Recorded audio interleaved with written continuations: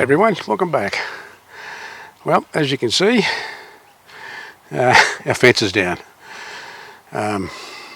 We've had some pretty wild weather here in Victoria over the last week. Some of the wildest winds I think can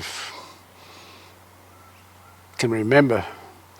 Matter of fact, I just realised it was 2 years ago when we had similar winds, and if you remember, I made a video about repairing the fence posts that were broken, and so those winds were very similar. I think these ones were even worse, and unfortunately, because the posts already had breakages, well, this is the end result. And if you look back towards the house, it sort of progressively goes up to the point where close to the back gate there, well, the front gate, it's still upright and it's slightly bending. In the final analysis, what's happened here is that because this fence faces due west, and that's where we get the most severe winds, it's coming across my neighbour's backyard and hits the fence like this huge sail.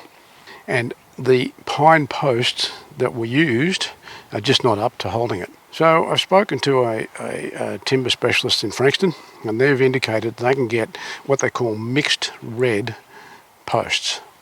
And they're a hardwood post. They primarily come from Tasmania. It means that they're made up of different species of trees from different forests, but they're very strong. And from what I can understand, the strength difference is like 10 to 1 to the pine. So that's why I think we'll go that route. So getting back to the actual repairs. So just to conclude, pull down the existing fence to a certain point, dig out the old posts, put the new posts in, or dig the holes, cement the posts, and wait, and then slowly rebuild using existing palings and rails, putting in some new parts as required. It would probably have fallen right flat if it wasn't for that tree. I'm getting up near the end of the backyard now, near the peppercorn tree, and as you can see, it's really over.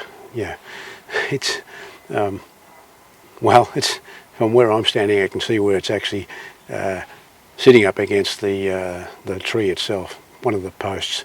You can see how close it is to the ground.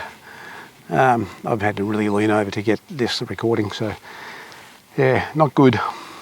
So we're now midway down the yard, and you can see how it's leaning over. Like that post there, it is snapped like a twig, and you can see where we had put the bolts in to try and fix that previous breakage. And unfortunately, these pine posts are just not suitable for this type of environment. And you can see that's also split. But the interesting thing is, this is where it finishes. The next post, as you can see, is fine. Although I can actually see some cracks there already. Interesting. But I think we'll keep that post.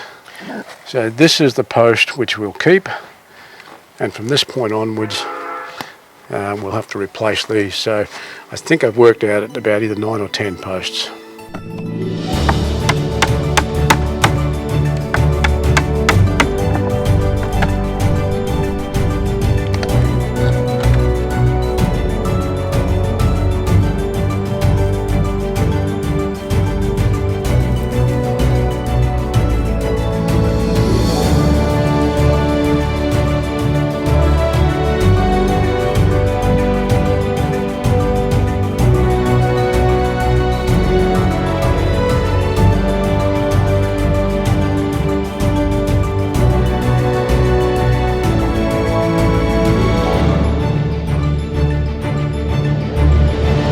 So as you can see, we've got a new fence, but it came about a little bit differently than what originally planned.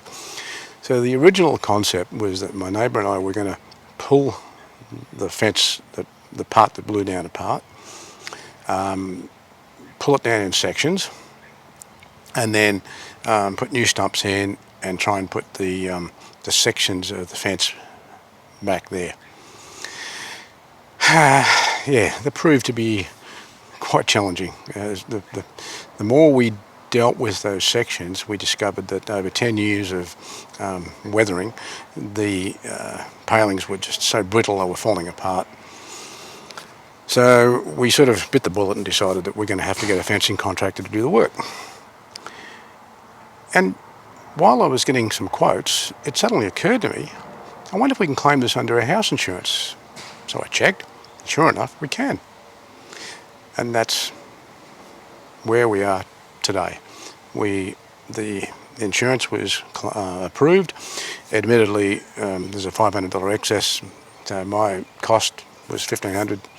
So in essence, the bank or the insurance company paid for 2/3 of it. That's a hell of a lot better than if we had to pay the whole thing ourselves.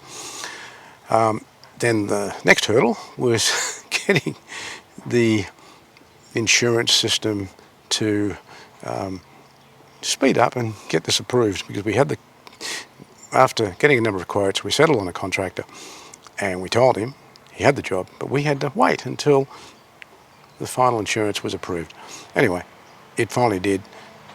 From when the fence blew down to when the fence went up a couple of days ago, 2 months went by. So anyway, there you go, that's the story. So the only bit of advice I will give you, if you have a situation where your fence has been blown down with a storm, it'd be worth checking out your insurance company. I don't know why, I hadn't thought about it, but it is part of your house insurance and there's a good chance it'll be covered. So anyway, thanks for watching and we'll see you next time.